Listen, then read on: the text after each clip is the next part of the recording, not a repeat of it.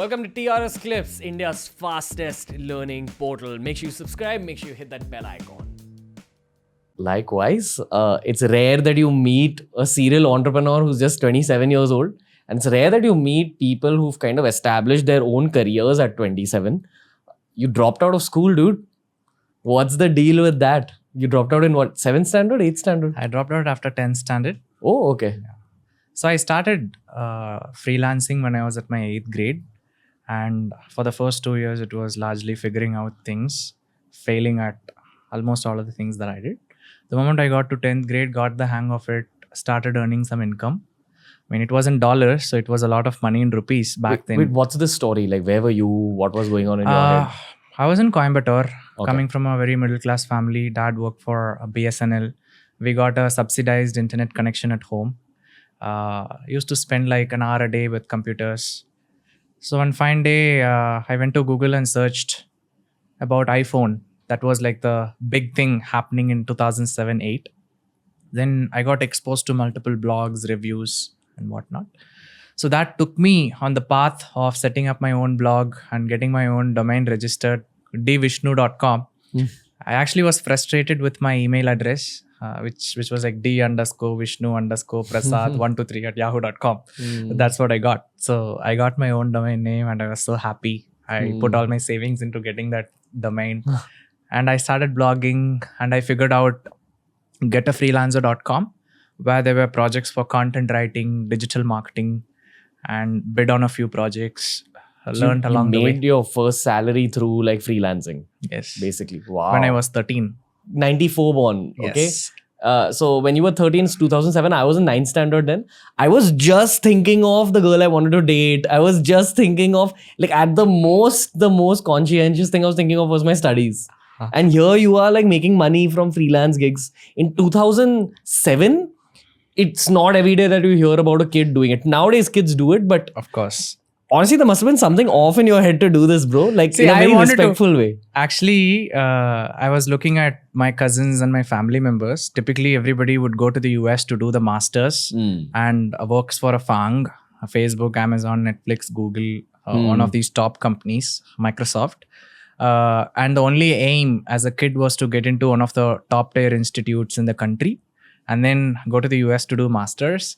Then I was looking at all of them studying for like, until 25 years of age. And I was 12 or 13 by then. I was like, if I do this, I would be stuck for 13 more years.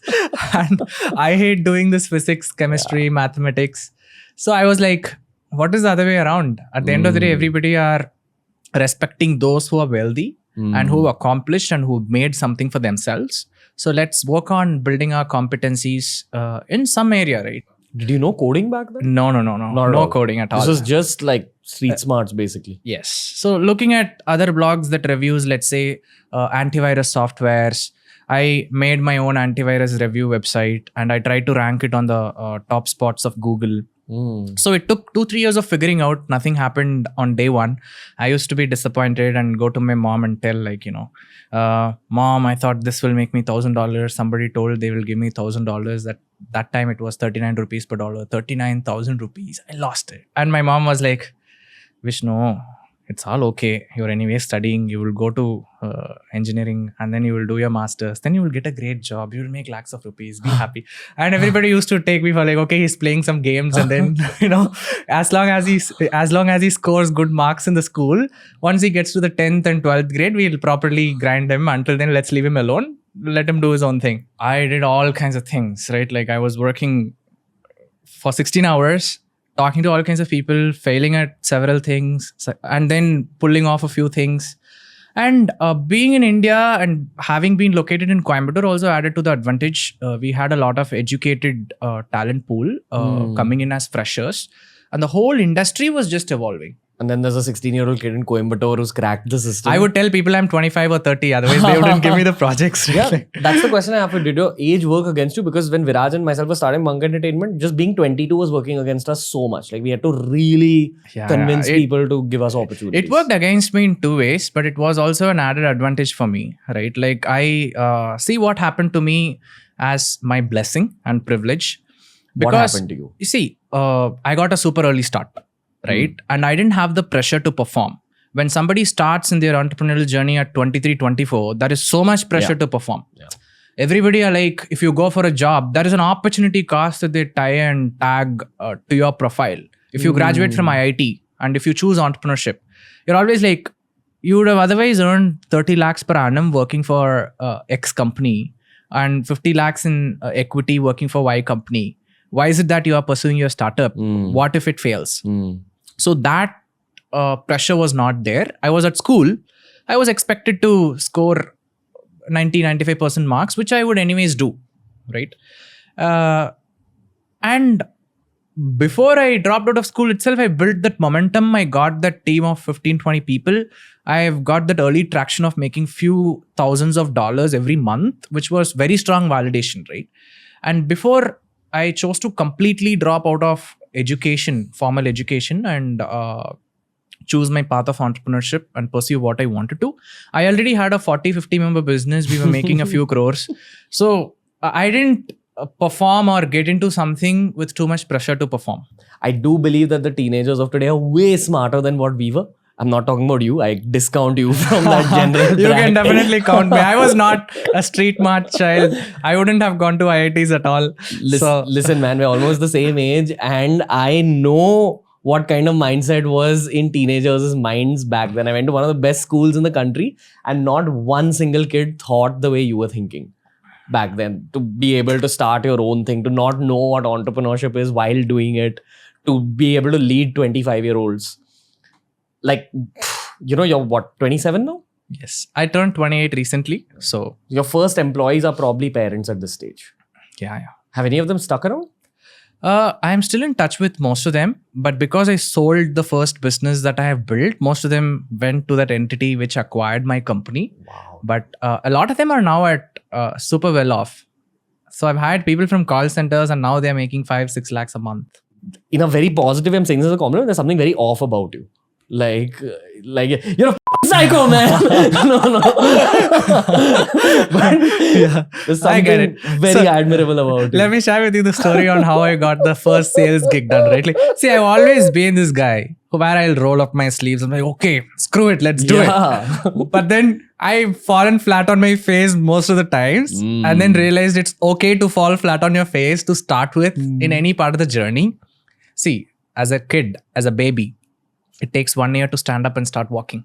And if you attribute that whole 1 year as it's so difficult to walk, it's actually not so difficult to walk. Until you learn how to walk, it's so difficult. Once you have learned it, it happens with ease and comfort, right? So that's the same thing. Until you learn something new, you have to be out of the comfort zone. I wouldn't even call that as a comfort zone because in today's world, entrepreneurs attribute going out of the comfort zone to too much stress and too much hardships and pain and suffering, right? So one need not suffer in their journey towards building something massive. At the end of the day, everybody are working to make a difference and make an impact in the world that they live and earn a name for themselves. So it is in the journey, no matter how far you are or anybody is in the journey, that journey is what that matters and not, there is no end goal. We've just discussed about, sheikhs comparing Elon Musk and, Ambani looking up at Adani and Adani looking up at Ambani. So there is no stopping, right? And one has to realize the pleasantness, the joy and the calling in the journey that they are undertaking.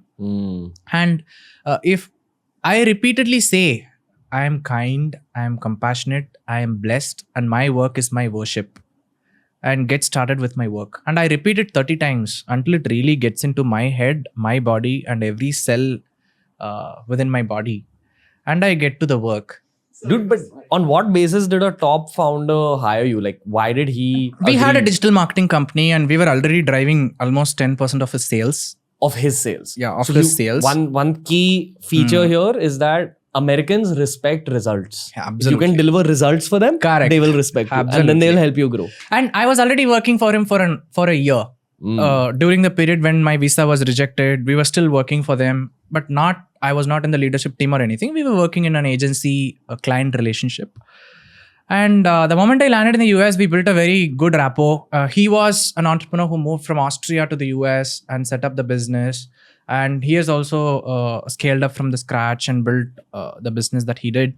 And he had seen a lot of value that I could bring forth to the table. So immediately he was like, you join me full time on board. And I would like to take you to Las Vegas. Because Why, Vishnu? he was like, if he takes me to the Las Vegas, he will be able to get a better deal. Okay, fair. Right?